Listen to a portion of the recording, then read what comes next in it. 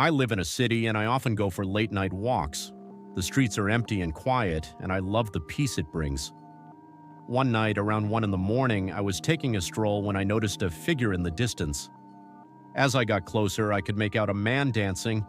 He was doing a strange, almost waltz-like movement, stepping and twirling, arms swinging, but he seemed off. He was moving unusually slow, but his gestures were exaggerated, like a cartoon character.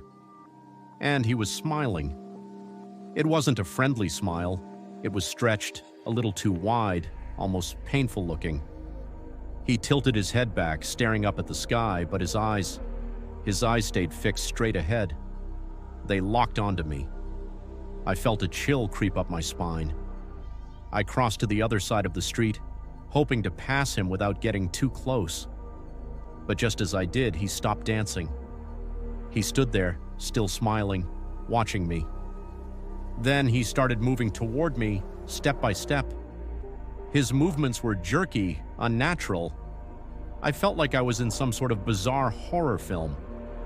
I picked up my pace. When I dared to glance back, he was still coming toward me, but now he was moving faster, his long limbs jerking with every step like a marionette.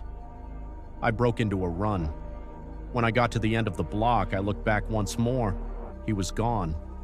I tried to laugh it off as some lunatic who'd had too much to drink.